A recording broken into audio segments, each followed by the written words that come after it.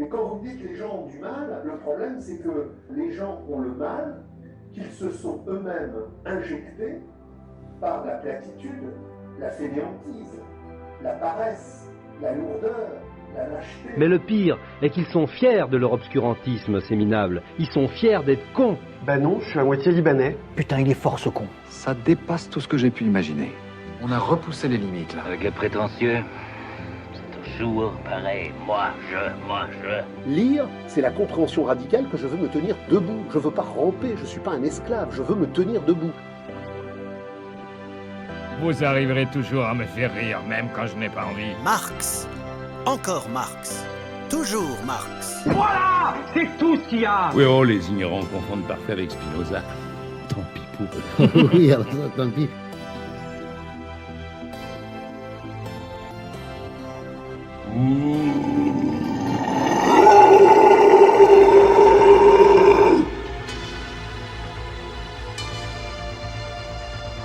À présent, vous ressentez du désir sexuel pour moi.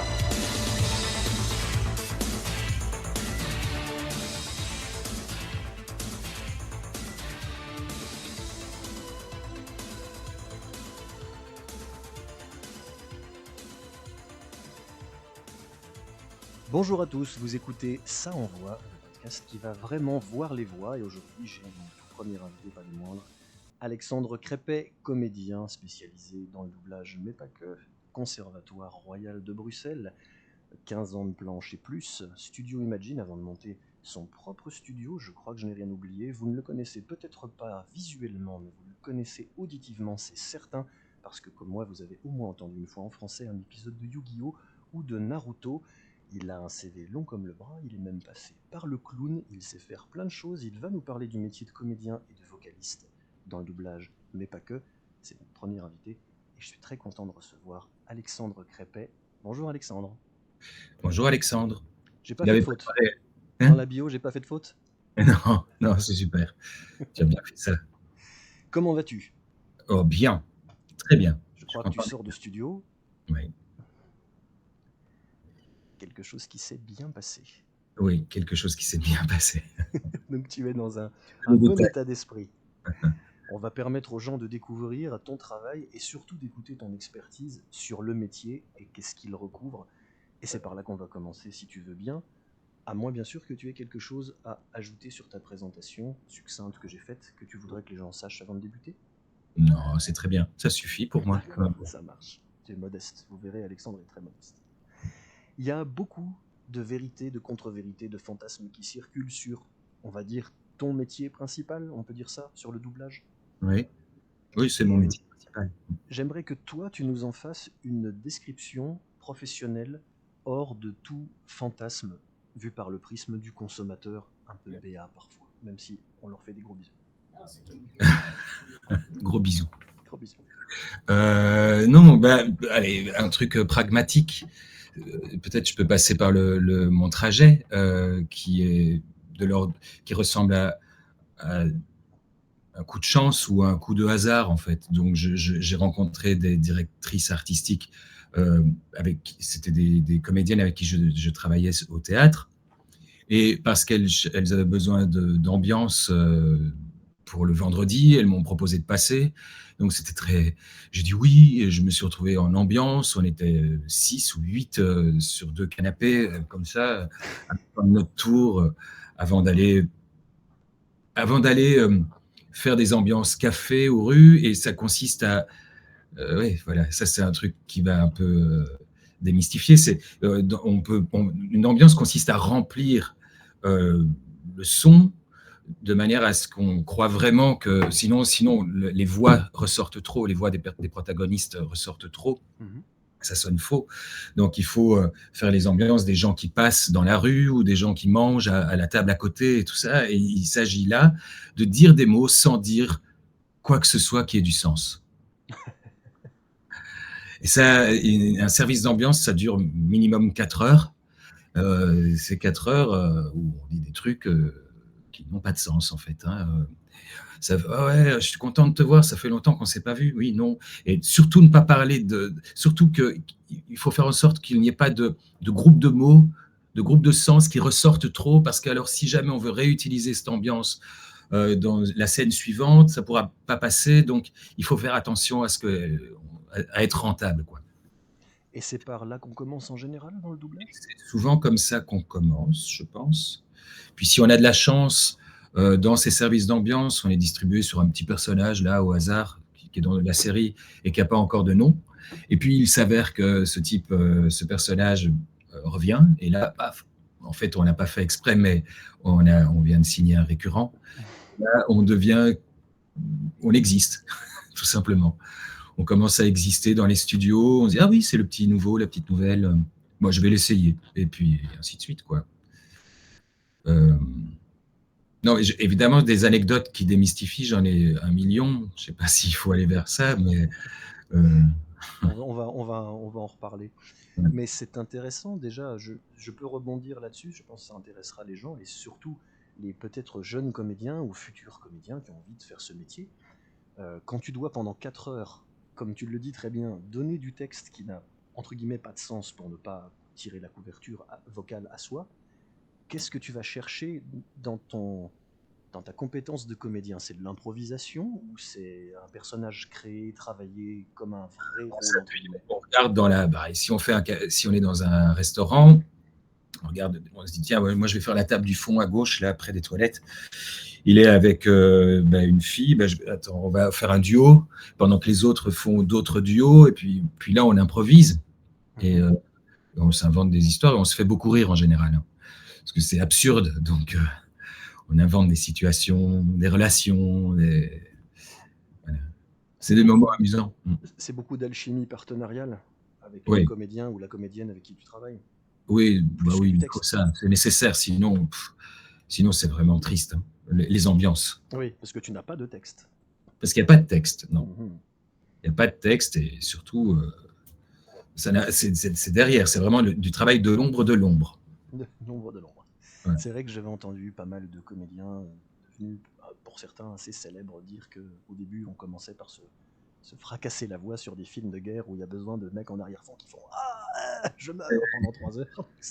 Oui, je me souviens avoir fait un film chinois au tout début, il y a plus de 20 ans, où ils étaient 1000 soldats à se battre et s'entretuer, et on était 4. On le faisait dans les aigus, puis on le faisait dans les graves, puis on faisait le mec du fond, puis on faisait une charge, puis on n'arrêtait pas. Je saignais des cordes vocales, j'ai dû en perdre 1 ou 2 là, sur les 2. Et donc tu fais ça l'après-midi, et le soir il faut faire un jeune premier chez Beaumarchais. Voilà, c'est ça. Et là, il n'y a plus rien. Et alors, qu'est-ce que tu fais pour entretenir? C'est beaucoup d'hygiène vocale? Tu fais très attention ou tu as un peu Au de début, marge? je ne faisais pas attention parce que j'étais une sorte d'adolescent attardé. Et je l'ai payé, et c'était pas chouette. Enfin, je me suis retrouvé avec la voix abîmée par moments, et c'était handicapant. Et puis on apprend, hein. Et non, je fais pas particulièrement attention, je devrais sans doute. Je fais attention à ne pas prendre froid, bien sûr. Je suis parano comme tous les acteurs du monde, je pense. On a peur d'avoir froid, on se couvre le cou, on regarde pas de match de foot avant une journée de studio ou avant une première ou un truc comme ça. S'il s'agit d'hurler, non, hein, on va pas à des concerts. Oui. On fait gaffe à ce genre de choses, mais bon. On fait quand même gaffe à ça. Ouais. Et alors, le premier vrai rôle hors ambiance, c'est venu comment? C'est une DA qui avait besoin d'un jeune comédien pour faire le premier rôle d'un animé. Je crois que ça s'appelait Raidin. Et elle a fait le pari. Et elle m'a mis dessus. Et c'était un truc qui a duré des semaines. Et je faisais 12 heures de studio par semaine là-dessus pendant des semaines. Donc les gens se sont habitués à moi. Et puis ça a été très vite. À l'époque, j'ai l'impression qu'il y avait plus de studios qu'aujourd'hui encore. Ah oui. C'est un des mythes, peut-être, qu'il convient de battre en brèche. Non, peut-être que je me trompe, mais je crois qu'il y avait moins de doubleurs qu'aujourd'hui. Voilà. Alors, Ça c'est intéressant parce il semble y avoir une démocratisation du métier et en même temps on entend des choses dont tu m'as déjà expliqué hors caméra que c'était faux. Par exemple, comme quoi le métier part en Belgique parce que c'est moins cher. Et toi, il se trouve que tu es belge et tu travailles en Belgique beaucoup. Et ça, tu m'as dit, c'est pas si vrai, voire c'est complètement faux. Ben non, ouais, c'est faux. Le camembert est toujours le même. Hein. Le doublage est fait principalement en France, et c'est normal. Et il y a depuis une trentaine d'années un petit morceau, une petite portion du camembert qui est faite en Belgique, et cette portion ne bouge pas. Donc, quand il y a moins de travail en France, il y a moins de travail en Belgique aussi, et inversé. Quels sont les critères qui définissent quelle part du camembert, peut-être toujours la même ou pas, va en Belgique? C'est des critères économiques ou pas du tout? Oui, essentiellement. Et puis pour certaines boîtes, pas. Il y a des boîtes en Belgique qui ont fait leurs preuves et qui enchaînent les 35 ou les belles séries. Non, c'est un critère économique, surtout pour les grosses boîtes françaises, en fait, qui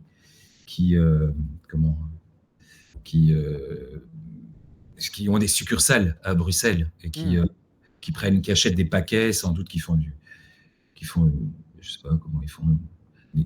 C'est un truc de business au niveau corporate, ça n'a pas forcément à voir avec le statut des comédiens d'intermittence en France qui passe pas forcément les frontières ou des questions de fiscalité personnelle.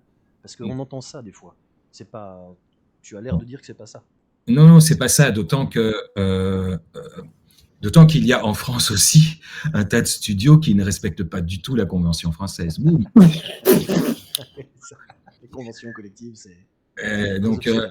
Voilà, et qui raflent plein de taf. Et voilà, je ne juge pas. Mais ça me fait marrer. Mais voilà, donc ça tire de partout. Cette convention collective vise à ce que le métier garde une qualité, et c'est super, mais pour certains clients, c'est trop cher. Donc, il y a des gré à gré, mais négociés en dessous de la convention collective. En tout cas, en France. En Belgique, c'est presque impossible parce que c'est un village. Et essayer de faire du doublage en dehors de la convention collective, c'est s'exposer à un procès instantanément, et ça ne vaut pas le coup. C'est mieux pour les comédiens, du coup. Oui, je pense, c'est plus sécurisant pour tout le monde. Ouais. Même psychologiquement, c'est plus correct. Voilà. Comme quoi, ça n'est pas que amour, gloire et beauté, hein, cet univers. Ben non, et puis là, il y a une histoire un peu de concurrence déloyale au départ. Parce que il y avait du doublage dans les années 90, et puis il y a eu une grève importante du secteur du doublage en France. Et à cette occasion-là, il y a un tas de produits qui sont venus en Belgique. Et là, depuis, il y a un truc qui est resté coincé ici chez les doubleurs français. Et je le comprends. Mais c'est passé. Il paraît qu'au bout de 30 ans, il y a encore des inimitiés non résolues qui datent de cette époque.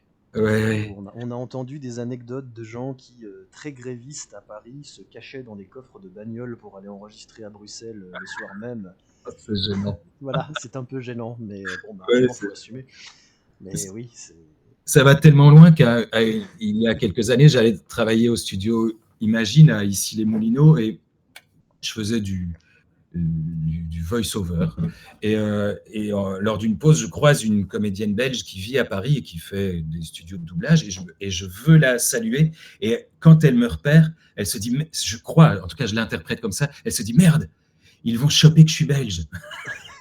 Et donc, elle a tourné le regard et elle a foncé, elle m'a nié.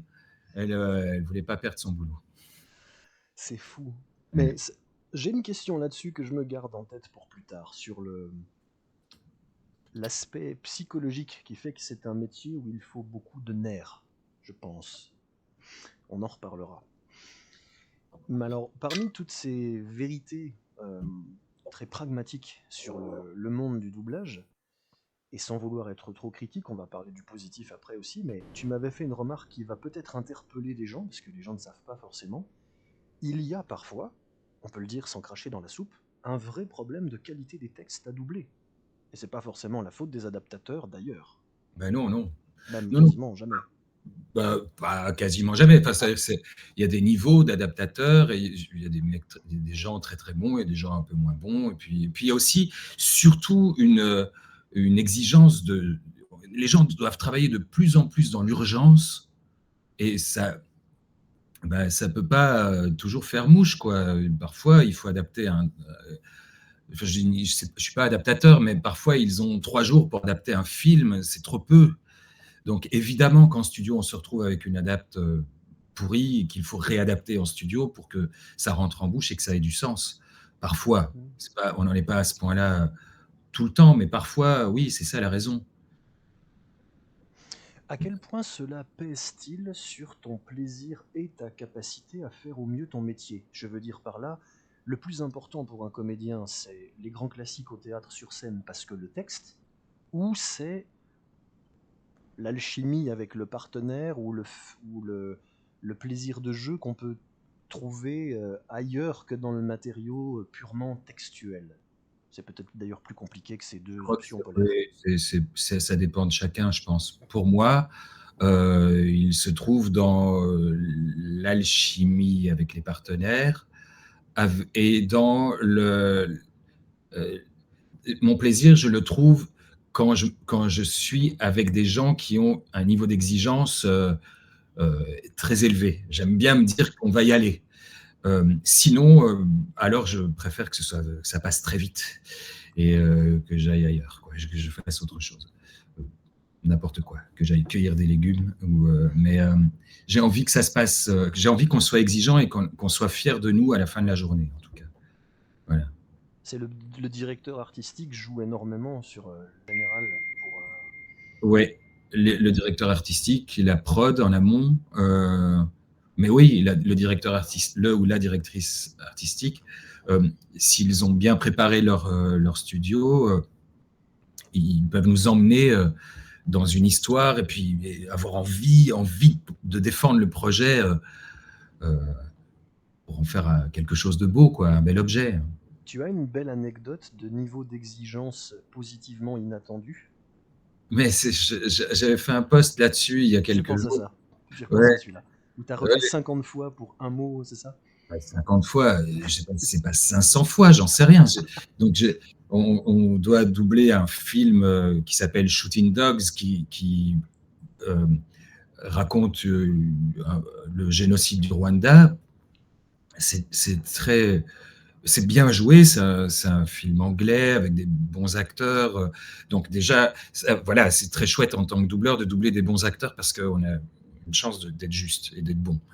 Et comme il s'agit d'un sujet dur, on a envie vraiment de le faire bien. Et il s'avère que je fais ça avec un chouette directeur artistique qui s'appelle Bruno Budin, qui est très exigeant, et on lâche rien. On fait, on refait, on dit ah, voilà, il manque une nuance, ouais, t'as raison, ouais, on va refaire ça, on rajoute cette petite nuance. C'est très fin. Et à un moment donné, mon personnage est dans une cour de récréation, il y a des milliers de gens autour de lui qui hurlent dans tous les sens. Il est un peu abasourdi et il entend quelqu'un qui, derrière la caméra, l'appelle. Et il se retourne, mon personnage se retourne et il crie « What? What ?» Une fois d'ailleurs, il dit « What ?» et donc je dois dire « Quoi ?» dans « What ?» Et le mouvement de bouche est quasi le même. Et le directeur artistique bug et il est jamais content. Et donc je fais un « Quoi?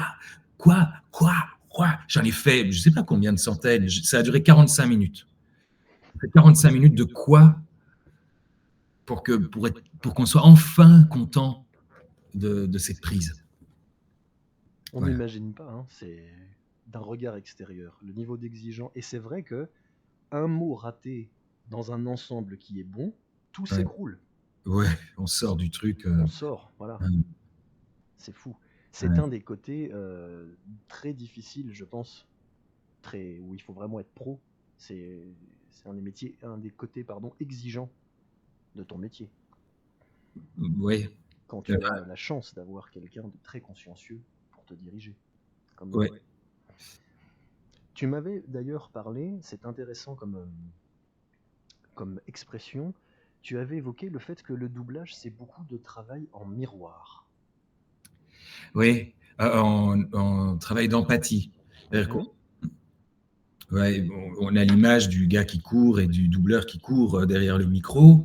C'est vraiment ça. Si on voit le visage de son acteur qui s'éteint un peu, instinctivement, on va aussi éteindre son propre visage. S'il fait une espèce de grimace parce qu'il se passe un truc, instinctivement, on va le faire aussi, parce que tout ça, ça va s'entendre dans l'interprétation. Et puis, ça va jusqu'à téléphoner. Je ne sais pas si ça change quoi que ce soit aussi, mais je le fais. Si je suis au téléphone, si mon personnage est au téléphone, je suis au téléphone. Je téléphone. Et je tends mon flingue. Pareil, je ne sais pas si ça change quoi que ce soit, mais je fais oh, lâche ta flingue. On fait tout ça, je ne sais pas pourquoi. Parce que ça change.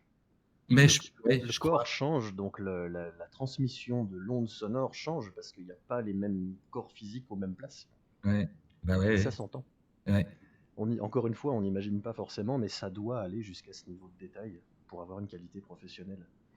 C'est ce qui fait que, ça c'est important de le répéter, même si c'est dit depuis quelques années sur Internet, et ce sera une question qui arrive pour plus tard sur le doublage en tant que tel. Le doublage en tant que tel, et je parle sous ton contrôle, ça n'existe pas, c'est un boulot de comédien. Il faut être comédien pour faire du doublage. Oh, oui, Entre très énormes guillemets, parce que... Oui, parce que qu'est-ce qu'un comédien ? Mais oui, il faut s'intéresser au jeu, il faut avoir envie de jouer, il faut avoir un peu d'expérience du jeu, mais là, pendant que je te parle, je pense à des ingénieurs du son qui sont devenus doubleurs et qui, je pense, ont appris à force d'écouter et d'observer, et qui sont très justes, qui sont très bons. Donc, ils n'ont pas fait d'école de théâtre, ils ne feront pas je pense pas jamais de théâtre ou de cinéma, mais en tout cas, dans le doublage, ils sont à leur place.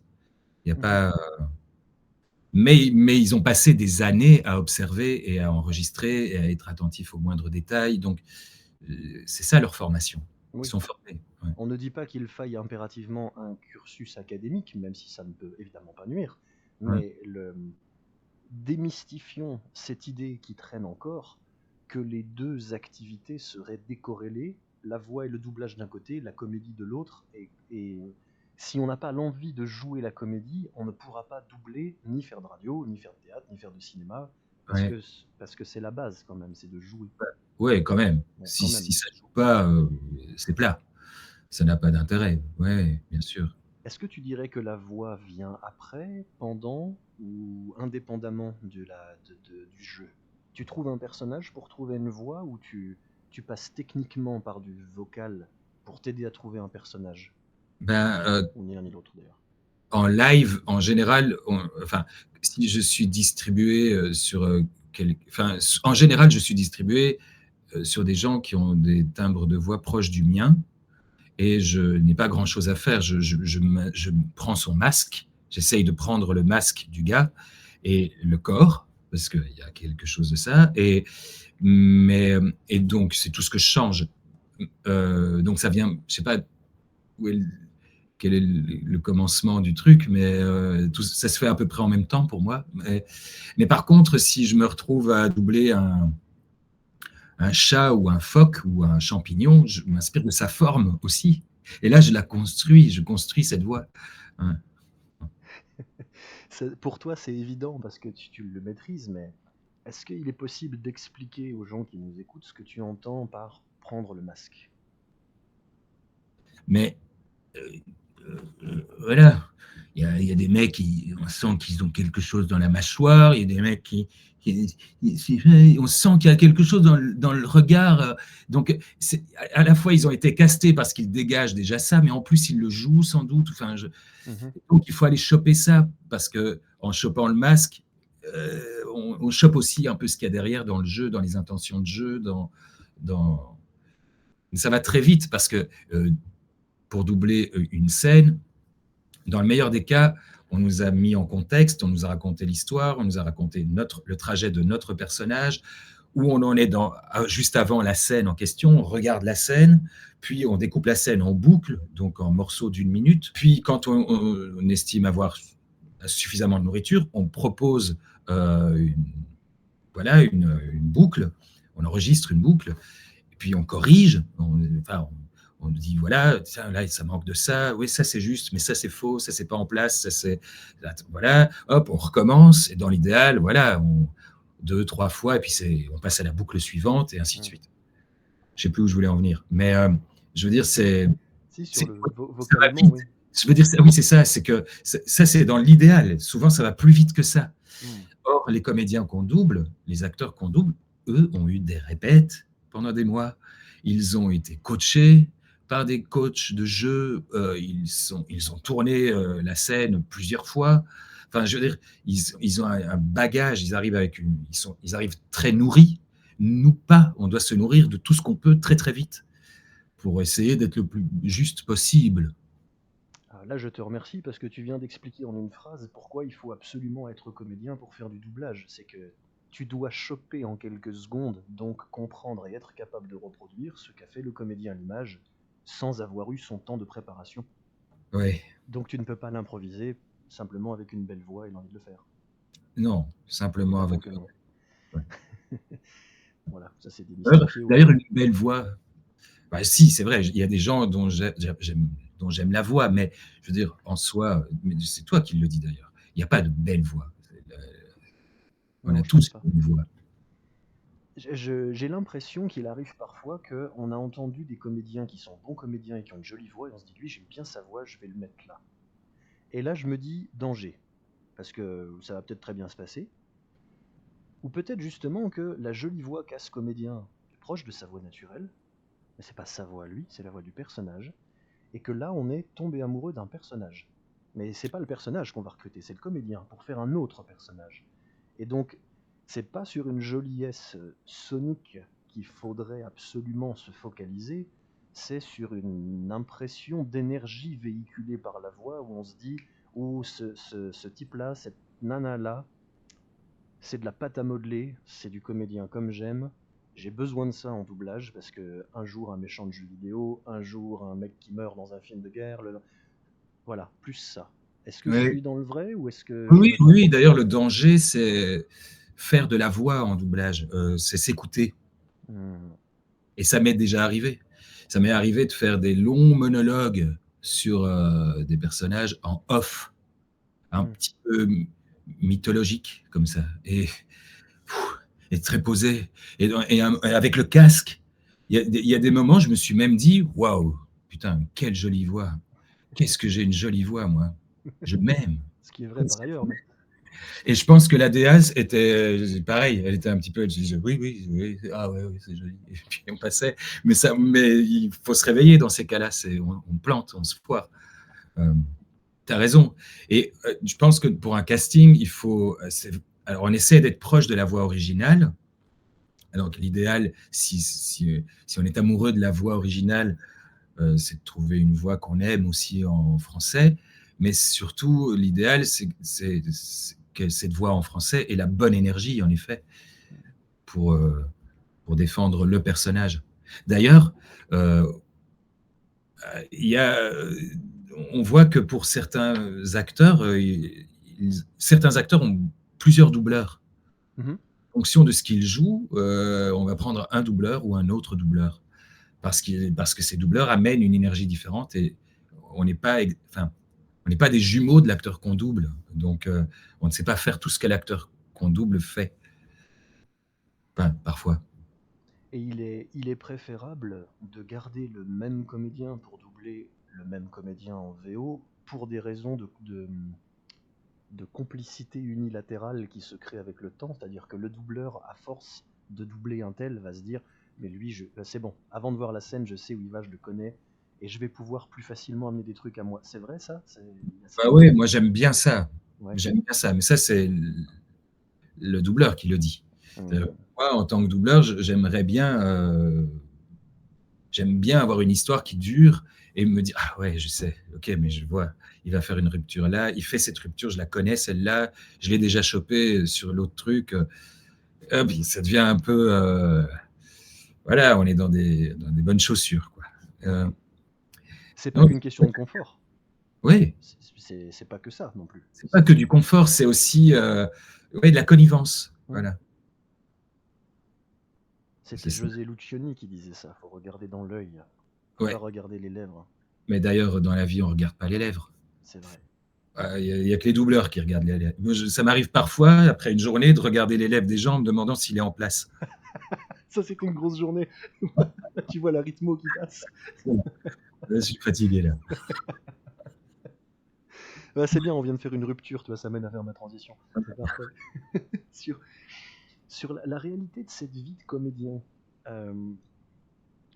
beaucoup de fantasmes dans la starification, beaucoup de galères, peut-être d'ailleurs aussi fantasmées, on rame parfois pendant des années, c'est dur économiquement, c'est dur psychologiquement, on en parlera encore un peu plus après, mais tu m'avais évoqué, toi, une difficulté que tu as eue, difficulté que tu as surmontée, mais qui a été un vrai truc, c'est d'être coincé dans le rôle du jeune premier. Ouais, c'était au théâtre, ça. C'était au théâtre. Ouais. Tu veux bien nous en parler? Bah, oui, je suis sorti du conservatoire, j'ai été distribué dans un jeune premier de Molière, alors que ça me paraissait déjà poussiéreux de penser comme ça, hein, parce que c'est quoi un jeune premier?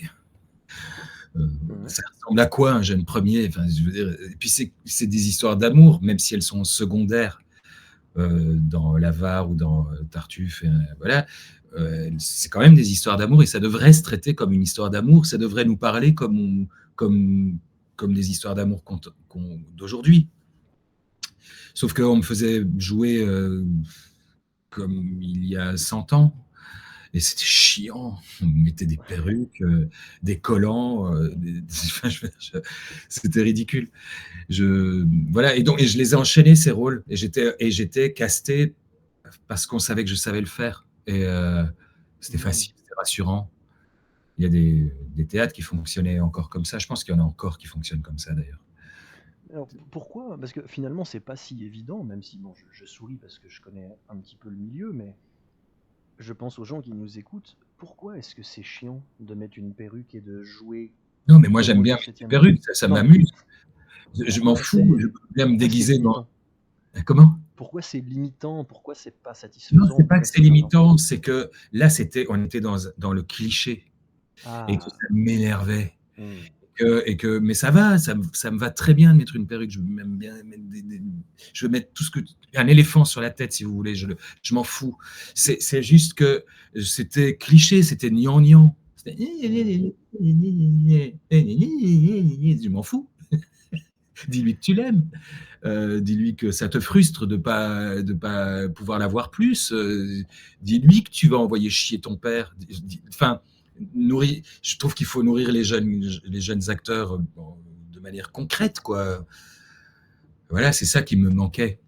Le cliché, l'ennemi du comédien. Oh ouais, bah ouais. C'est pas pour ça qu'on fait ce métier. C'est un peu comme dans une interview. Salut Alex, et alors, comment ça va aujourd'hui? Voilà, ça va, mais parle-moi normalement. Petite balle perdue, il trouvera des échos prochainement. Mais oui, c'est pas pour être méchant, c'est vrai, ça gâche tout. Ça est aussi pour le public, au-delà de la blague, c'est aussi eux qu'on pense. Si toi tu t'ennuies, eux ils vont s'ennuyer. Ouais. Bon, je m'ennuyais pas, hein. Non, j'ai dit ça. J'essayais de faire ma soupe à l'intérieur et d'être juste, de me sentir juste, mais voilà. Quand la structure, quand la mise en scène ne va pas dans ce sens-là, c'est un combat perdu d'avance. Ce qui me permet une transition, parce qu'on en avait parlé, comme dans n'importe quel boulot, c'est pas parce qu'on aime ce très beau métier qu'il faut avoir des œillères, il existe des jobs de merde, et on parlait du sujet brûlant du moment, que peut-être pas si brûlant que ça, des IA. Et tu m'avais donné un point intéressant qui était, pour toi, je reformule sous ton contrôle ce que tu as dit, je suis pas trop inquiet, l'IA ne va finalement grappiller que les jobs de merde. Bah ouais, je crois, et c'est marrant parce que j'ai eu une discussion ce matin avec un vidéaste qui me disait que il travaille, il va chercher ses voix off sur Fiverr, et qu'il préfère ça parce qu'elle coûte 25 € et c'est trop bien. Et ça va. Et puis il me disait, mais il fait du volume, le gars, donc il en fait plein, et voilà. Et en moi-même, je me disais, en fait, c'est pas l'IA la vraie concurrence, c'est ce gars-là, c'est le gars qui fait des voix à 25 € et qui fait du volume. Donc elle existe déjà, la concurrence pour faire les jobs de merde. C'est ce mec-là qui va se faire bouffer par l'IA, par contre. C'est le mec qui accepte les jobs à 25 €. Parce que ces jobs-là, il faut pas grand-chose pour savoir. Enfin, tout le monde peut le faire. Il s'agit de dire des phrases, de respecter la ponctuation, et point. Il y a 3 phrases sur une vidéo de 30 secondes. On peut pas se planter, il n'y a pas grand-chose à jouer. Oui, l'IA pourra le faire. Sauf que il me disait que il continue d'utiliser, il dit, la plupart des vidéastes n'utilisent pas de voix off pour des raisons qui leur sont propres, parce qu'ils veulent faire des économies. Mais lui, donc le vidéaste avec qui je parlais ce matin, continue d'en utiliser parce qu'il sait que ça, aux yeux de leurs clients, de ses clients, ça augmente la valeur de la vidéo. Ça fait plus pro, ça fait machin. Et donc, il continue à le faire. Et il me dit, mais bientôt, vous allez vous faire remplacer par les IA aussi. Hein. Bref, on fait une digression, longue discussion et tout ça. Et puis, il me dit, je fais mes voix off moi-même en français, et là, je vais devoir la faire en anglais. Donc, je me suis renseigné sur ce qui se faisait en IA, et ça sonne très juste, très, très bien. Hein. Là, je m'inquiète vraiment pour vous, les voix off, me dit-il. Et puis, en fait, je lui ai répondu que oui, elles sonnent très juste, ces voix. Et c'est vrai que ces voix ressemblent très, très fort à des voix humaines. Et elles respectent la ponctuation. Mais et les gens ne vont pas du tout réaliser qu'il ne s'agit pas de voix humaine. Vraiment pas. Par contre, ils vont s'emmerder. Ça, c'est sûr. C'est plat. En fait, c'est plat. Ça ne sonne pas robotique. Donc, ça va, ok. Mais les gens, au bout d'un moment, vont s'emmerder, ils vont décrocher. Et ils ne pourront plus savoir si c'est à cause de la voix ou à cause de l'image. Ils vont juste se faire chier, en fait. Voilà, donc ça marchera un peu au début, mais à un moment donné, si on veut vraiment retrouver la plus-value de la voix off, il va falloir retrouver des humains. Ça ne marchera pas sinon. C'est marrant, j'ai eu cette discussion il y a peu de temps, où j'ai été un petit peu choquant, gentiment exprès, sur ce sujet, de dire à quelqu'un, bah oui, c'est comme si vous m'expliquiez que maintenant on n'est plus dans les années 70, le plastique a évolué, maintenant on fait des vraies poupées gonflables et quand on les touche on a l'impression de sentir de la vraie peau humaine. Pourquoi se faire encore chier à tomber amoureux? C'est tellement plus pratique. Oui, bah voilà, allez-y, on vous les laisse. Vous nous direz ce que vous en pensez. C'est ça. L'IA n'est pas robotique, mais c'est comme écouter quelqu'un de chiant, ou de mal dirigé, ou qui ne sait pas jouer Oui, au final, sur le et long alors, terme. ce qui est pervers, c'est qu'on ne se rend pas compte que cette personne est chiante. Nous, on est naïfs, on se laisse faire. Donc, on nous dit, voilà, on va vous raconter une histoire. Alors, on s'installe, on a envie de recevoir, comme tous les enfants du monde. Et puis, en fait, notre esprit part, notre attention disparaît. Et on ne pourra jamais dire pourquoi notre attention a disparu. Mais voilà, nous, on sait. C'est parce qu'il n'y a pas d'âme derrière la voix, en fait.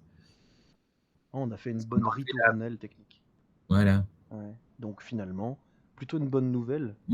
Que l'IA ne puisse pas copier l'âme. Voilà, il n'y a pas grand-chose à craindre au final. Ouais, non, ça je pense pas, non. Sauf pour les gens qui travaillent avec un coût de la vie Bangladesh à 17 €. C'est peut-être l'institutionnel, le corporate, les messages de répondeurs ou les petites bandes annonces de début de cinéma. Oui, et encore, hein, pareil, oui, il y a des entreprises qui vont se dire oh, je m'en fous. Et puis il y a des entreprises qui vont préférer que la voix du répondeur soit sympa. Et qu'elle puisse faire une petite blague ou un petit, j'en sais rien moi, un petit truc qui permette aux gens qui attendent de ne pas s'énerver, quoi. Un truc d'humain. Un truc d'humain, peut-être. Oui, non, je pense que ça va peut-être même augmenter la valeur de ce qui se fait de manière artisanale. Je me demandais si la crainte ne venait pas du fait que dans les produits audiovisuels, les clients font sauter la voix en premier pour faire des économies. C'est le cas ou pas?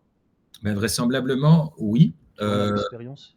Non, enfin là, en tout cas, d'après ce vidéaste, et j'avais eu cette discussion-là avec 2 autres gars la semaine dernière, qui me disaient que ça, c'était un budget qu'ils n'étaient plus prêts à dépenser. Parce que, en fait, les gars, ils gagnent, je sais pas moi, 20 € de l'heure s'ils calculent leur tarif horaire, les vidéastes. Ouais. C'est peu, hein. Ouais. Et la voix off, elle arrive là comme un prince, on arrive comme des princes, et on fait, non, nous, c'est 300. Et encore, il faut reconduire les droits tous les ans, et machin, je te cède pas mes droits, et voilà, donc ça les gave de payer des princesses. C'est leur point de vue, hein. Moi, Oui, je comprends. Princesse, mais je veux dire, de leur point de vue, ils disent, mais attends, qu'est-ce qu'il amène qui vaut autant? Donc, dans ces petites productions, oui, je pense qu'ils font sauter la voix off dès qu'ils peuvent. Sinon, ils vont sur Fiverr. Ouais. Est-ce qu'on peut, je me fais l'avocat du diable, mais est-ce qu'on peut penser que si des gens de manière récurrente se demandent ce qu'un comédien amène qui justifie ce genre de salaire, c'est peut-être que le comédien ne donne pas une performance si bonne que ça, parce que sinon on se demanderait pas ce qu'il amène, on se dirait putain la vache, quand est-ce qu'il revient lui? On peut le voir comme ça aussi ou... Ouais, on pourrait le voir comme ça, parce que parfois c'est vrai, qu'est-ce qu'il amène? Parfois, c'est pas grand-chose finalement. Parfois, on se retrouve avec des machins qui parlent de chaudière, et puis on lit ce truc, c'est un mode d'emploi de chaudière. Qu'est-ce que tu veux voilà, on essaie juste d'être clair, mais finalement, si ça se trouve, une IA le fera mieux que moi, hein, voilà. Tant pis, j'aurais plus ce job de lecteur de notices de chaudière. C'est difficile de faire ça comme la quête du Graal. C'est difficile. Et puis si je le fais, on va me dire, mais t'en fais trop, mon vieux. Ce serait une direction artistique intéressante, mais pas très corporate. Ouais, c'est ça. Ça nous amène sur une question subsidiaire qui va permettre de passer un bonjour à une consoeur à qui je fais aussi plein de bisous, Sauvane Delanoë, qu'on connaît toi personnellement, je crois, moi de LinkedIn. Non, mais pas que de LinkedIn. Ouais. On lui fait des bisous quand même. Bonjour Sauvane. Sauvane a monté une école de doublage pour les non-comédiens. Je trouve que c'est une super idée pour faire découvrir ce que c'est. À fond. Donc on lui fait un petit peu de pub en passant. À fond. Non, je trouve que c'est génial. Ma fille a fait un travail sur le doublage alors qu'elle avait 10 ans. Enfin bref, elle était en primaire et elle m'avait demandé de venir et de faire un atelier de doublage pour ses potes. Et c'est fascinant ce qu'on peut obtenir des gens, ou des enfants là en l'occurrence, derrière un micro, voilà, c'est un autre exercice que le théâtre. C'est très valorisant. Ils adorent ça, parler dans un micro, entendre leur voix, jouer, on apprend à jouer ensemble, à maîtriser son corps, à jouer en empathie, à prendre des trucs de l'acteur ou du personnage qu'on double. Je trouve ça très très riche. C'est une très belle idée qu'elle a eue. Et si on glisse de cette idée vers une autre idée, alors je sais que tu as un point de vue nuancé là-dessus, et ça va être intéressant d'entendre l'expliciter. Il y a une opinion assez populaire chez les comédiens professionnels depuis quelques années qui est de dire haro sur les écoles de doublage, parce que ça ne fera pas de vous des comédiens d'apprendre juste à être en place sur une bande rythmo en 2 semaines, ce qui n'est pas faux, mais il y a des gens comme toi, je crois, qui disent que c'est pas une mauvaise chose les écoles de doublage, en soi. Ben non, parce que, a fortiori, depuis qu'on ne peut plus rentrer dans les studios comme ça, il faut demander des autorisations, il faut scanner son doigt, c'est difficile. Avant, avant, ce qu'il fallait faire, ce qu'on conseillait aux jeunes comédiens, c'était de demander s'ils pouvaient assister à des studios de doublage. Donc, je veux dire, s'il vous plaît, j'aimerais vraiment bien assister à votre travail. Et puis, au bout d'un moment, un prince ou une princesse, directeur ou directrice artistique, voilà, vous accorde l'autorisation de vous asseoir dans le canapé et surtout vous intime de vous taire. Et parce que sinon, on emmerde les autres, on empêche les gens de travailler. Donc, ces gens venaient assister à des studios de doublage, se taisaient et devenaient canapés. Donc, au début, ils observaient tout, ils lisaient la rythmo en même temps, ils s'entraînaient et tout ça, et puis ils devenaient canapés parce qu'à un moment donné, on a compris et tant que, on s'emmerde en fait, on voit 4 fois la même boucle, puis on s'ennuie, c'est pas possible de rester éveillé et motivé à observer pendant des heures et des heures. Il faut faire des essais, il faut être derrière le micro, on n'apprend jamais mieux qu'en faisant. Et donc ces gens s'éteignaient. Je pense que le pourcentage de gens qui arrivaient jusqu'à l'essai au micro était petit, et puis ils passaient un essai, puis s'ils cartonnaient pas au premier essai, ils étaient envoyés dans la colonne des nuls. Enfin, c'était pas cool, quoi. Donc je trouve que les écoles de doublage permettent d'éviter ça. Évidemment, ça s'adresse essentiellement à des comédiens. Donc des comédiens qui auraient envie de faire du doublage. C'est pas parce qu'on est comédien qu'on sait faire du doublage, ça s'apprend. Il y a une manière de jouer derrière un micro, il faut faire l'apprentissage de sa voix. Moi, avant de faire du doublage, je ne connaissais pas ma voix. Je veux dire, je l'entendais de l'intérieur, mais je ne connaissais pas ma voix enregistrée. Et donc, c'est un apprentissage. Et puis, il y a la lecture de la rythme. Enfin, il y a plein de choses qu'il faut connaître. Et puis, c'est impressionnant de voir arriver cette rythmo, son texte, ce silence. Il faut démystifier ça pour être prêt le jour où on a la possibilité de faire un essai avec un directeur ou une directrice artistique. Donc, je trouve ça bien, en fait, ces écoles. C'est un moyen de se donner les moyens. Et toi, tu as fait ton apprentissage un peu avant leur arrivée et leur démocratisation. Oui, je l'ai fait, je t'ai raconté, je suis arrivé, on m'a proposé de venir, donc j'ai pas dû demander. Et puis, dans le premier ou les 2 premiers mois, j'ai chopé ce premier rôle sur un dessin animé. Je rebondis parce que tu as parlé des canapés. Oui. En t'entendant, je me disais, mais ça semble beaucoup dépendre du côté bien ou mal luné, caractériel ou non, du DA ce jour-là. Et alors j'exagère sûrement le formulant de cette façon, mais c'est aussi pour transiter et revenir sur toi personnellement, sur le coût psychologique que peut avoir ce métier, où ça n'est pas tous les jours tendre, il y a des égos, il y a des énergies, on est dans les émotions beaucoup, ça fait partie du métier. Il faut beaucoup de nerfs, il faut un peu de chance, il faut dur au mal, j'ai l'impression. Quelle est ton expérience avec tes mots de tout ça ? Ce métier, c'est un peu comme le monde. Il y a des parfaits connards et il y a des gens magnifiques. Et entre les deux, il y a tout. Donc, oui, qu'est-ce que tu veux ? Oui, si t'as pas de bol et que tu tombes sur des connards, t'as plus envie de revenir. Ça, c'est sûr.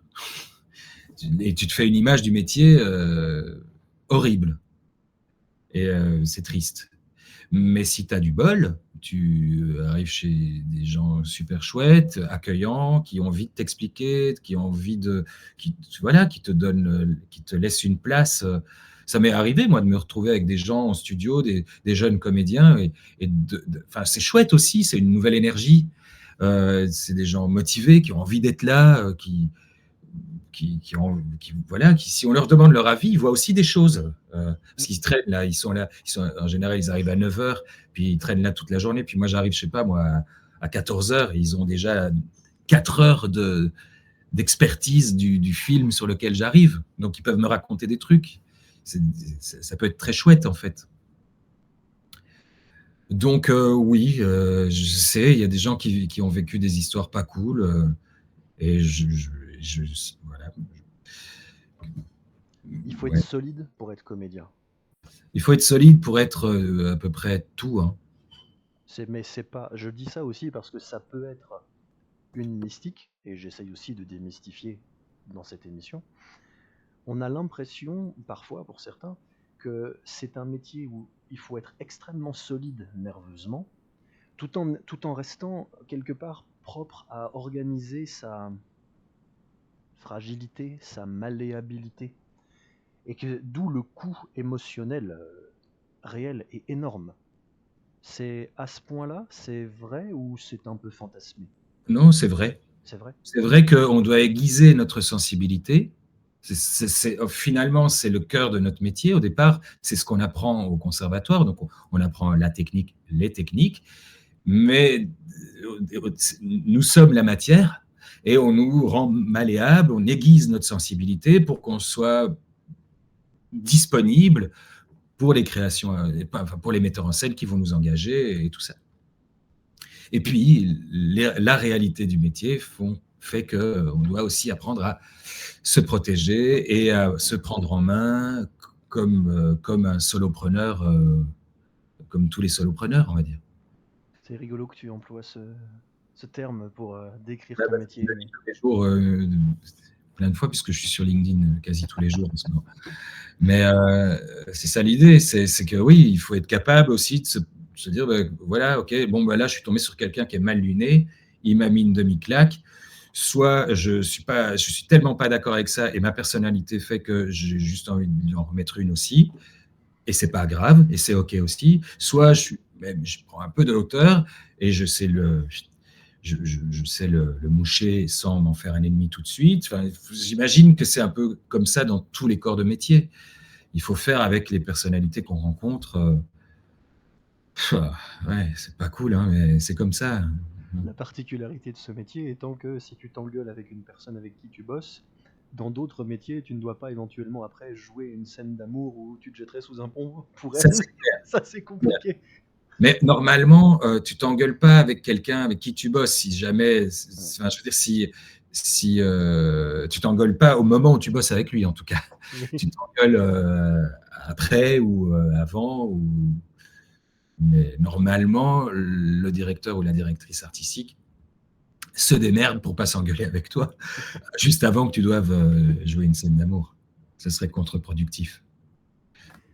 Quel est le moment dans ta vie où tu as su, s'il y a eu un événement, un moment où tu es tombé amoureux de ce métier et tu t'es dit je veux être comédien? J'étais nul à l'école. J'étais vraiment nul, j'étais un cancre, je n'avais plus rien à secouer. Et j'avais 15 ou 16 ans quand une troupe de théâtre pour adolescents s'est créée dans mon patelin. Et il n'y avait que des filles qui s'étaient inscrites à ce cours. Et un copain à moi. Et on avait chargé le gars de trouver d'autres mecs parce que c'était difficile d'envisager des distributions à l'époque que de filles. Bon, je parle d'un temps un peu en noir et blanc comme ça. Et le mec m'a convaincu en me disant « Mais il n'y a que des filles. Viens !» Alors je suis venu parce qu'à l'époque, s'il y avait un truc qui m'intéressait, c'était ça. Et je suis allé à ce truc et je me suis fait dessus parce que je suis arrivé un peu comme un petit coq. Et puis, pour se présenter, le metteur en scène nous a proposé de faire une improvisation avec un petit canevas, un petit machin. Et chacun devait passer à son tour sur un plateau. Et là, je me suis fait dessus. J'étais pas fier de moi. Je regrettais vraiment d'être là. Et j'ai fait une impro qui a marché, qui a fait rigoler tout le monde. Et j'ai eu un petit... Je pense que c'est ma première dose de crack. Il paraît qu'on est addict tout de suite au crack. Le fait d'être sur le plateau, d'être regardé par tout le monde, donc valorisé, mis en lumière, et en plus de faire un truc qui a l'air de marcher, je ne sais pas à quel point c'était mauvais, mais peu importe, les gens avaient l'air d'aimer. Et ça m'a... j'ai eu envie de recommencer. Voilà. Donc, je suis resté pour faire la pièce. Je suis resté tout le long du processus pour la création de cette pièce. J'ai surkiffé et après, j'étais dépendant. C'était fait, quoi. Le dealer avait réussi son coup. Voilà. Donc, je me souviens, oui. C'est une impro. Ouais. En tout cas, tu la présentes d'une manière honnête et non héroïque. Donc, non, je suis bien peu héroïque. Hein. Vraiment, je pourrais essayer, mais personne n'y croirait, je crois. Mais au moins, moi, c'est vrai. Et puis ça finit bien, donc c'est une belle histoire. Ouais. C'est bien que tu Oui, aies c'est une belle trouvé histoire, ta- je suis content. Bah oui, ça fait combien de temps maintenant? Plus de 20 ans que tu pratiques. Alors, cette histoire-là, ça a 33 ans. Donc, Donc, j'ai 200 ans. tu as 200 ans, tu es un vampire. Voilà. On s'en était douté. Bah ouais. Mais tu as trouvé ta bonne voie jeune et tu es resté dedans, et ça, c'est un bonheur que connaissent une minorité de gens. Et c'est à mettre à ton crédit. C'est de la chance, surtout, je crois. Que tu as su faire fructifier, ça s'entend dans ton travail. Est-ce que tu as, en ce moment, des rôles futurs qui te tiennent à cœur, des projets importants en cours dont tu voudrais nous parler pour que les gens puissent savoir où te voir, où t'entendre, en vrai comme en micro? Je suis en discussion avec un copain réalisateur dont j'aime bien le travail et on va se voir la semaine prochaine et puis défricher et se faire un petit plan et tout ça. Donc, j'ai l'intention de m'amuser en faisant des vidéos, comme j'ai l'intention de m'amuser en écrivant des posts. Enfin, voilà, j'en suis là dans ma vie. J'ai aussi commencé le stand-up il y a 2 mois. Voilà, et je Le suis... 14 octobre, je Ouais. me souviens. Ah bah ouais, voilà. Et comme pareil, j'étais très drôle, je vais continuer. Tu rigoles, mais ça a bien marché. Oui, ça a super bien marché. Ça a super bien marché et c'est pour ça que je vais continuer. Je vais continuer, vraiment. Et donc voilà, ça, ce sont mes projets, mais c'est pas concret. Pour le moment, j'ai 12 minutes. Donc je vais faire des comédie clubs. Voilà, et les scènes ouvertes des comédie clubs. Et je vais faire grossir ce truc jusqu'à en faire un spectacle. Ce sera à découvrir. Ouais. Est-ce qu'il y a une façon pour les gens de soutenir ton travail, de te rendre service, de t'aider en visibilité? Est-ce qu'on peut faire quelque chose pour toi? À part te dire que tu es merveilleux sur LinkedIn quand tu postes des trucs. Ouais, ça, déjà, c'est bien. Dire que je suis merveilleux sur LinkedIn quand je poste des trucs, déjà, ça, c'est super agréable. Et puis, si vous pouvez un petit peu trouver d'autres mots, d'autres formulations, enfin, des choses qui font qu'à un moment donné, j'y crois. Ça, j'aime bien.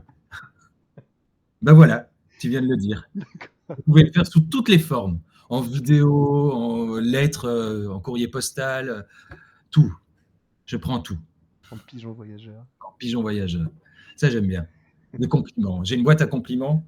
Elle est ouverte, là, elle attend que vous. D'accord. Je te laisse un mot de la fin, s'il y a quelque chose que j'aurais oublié d'important pour toi à dire sur cette vie de comédien. Et sur... Oui, je trouve qu'on a alors, tout à ton honneur, on a démystifié beaucoup. Mais je voudrais dire que c'est quand même un chouette métier, comédien. J'y pense d'autant plus que ma fille est en train de me dire comme ça, mine de rien, qu'elle aimerait peut-être bien faire ce métier-là, alors que je m'étais juré que je l'amènerais ailleurs, qu'elle ferait un vrai métier. Tout ça. Et en même temps, je dois bien avouer que je ne vois pas comment... avec quel argument je pourrais l'en empêcher? Je sais qu'il y a tous ces aspects horribles. Je connais les aspects horribles du métier, mais je connais aussi les aspects très chouettes, très humains, très créatifs. Enfin, il n'y a pas 2 projets qui se ressemblent. Il y a plein de manières d'être comédien ou comédienne. C'est un métier, oui. C'est un très beau métier. Voilà, je veux dire, dans ma vie, là, qui n'est pas encore finie, j'espère. Enfin, on verra.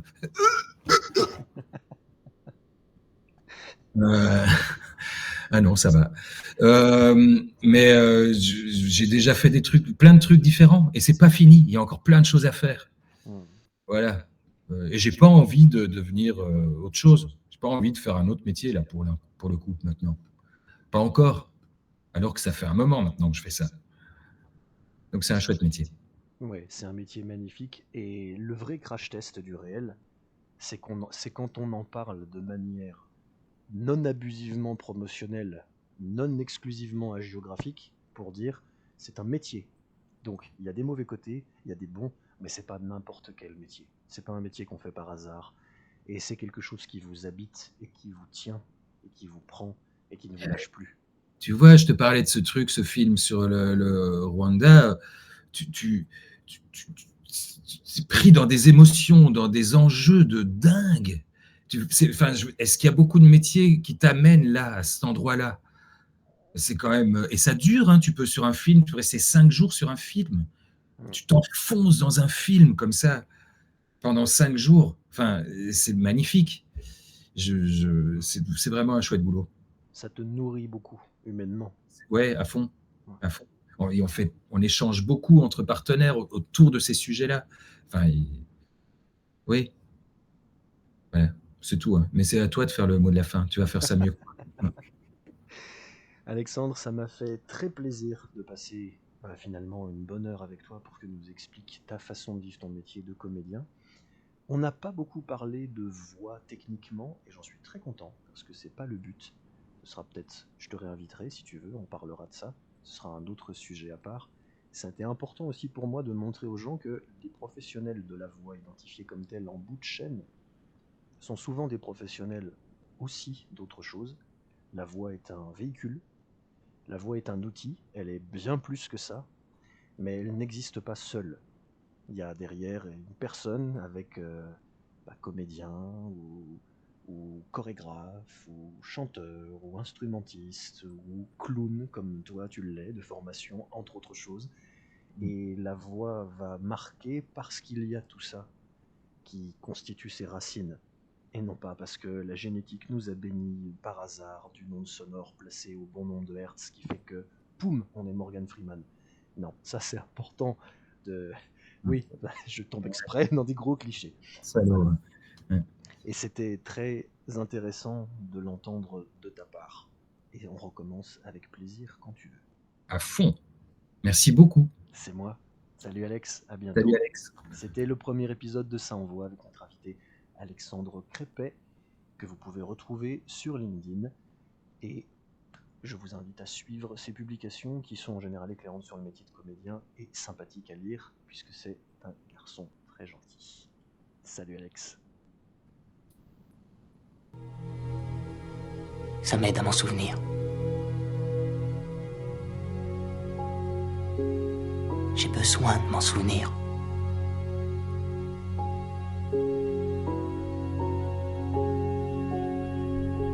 Et parfois, je me dis qu'il y a tellement de beauté dans le monde que c'en est insoutenable.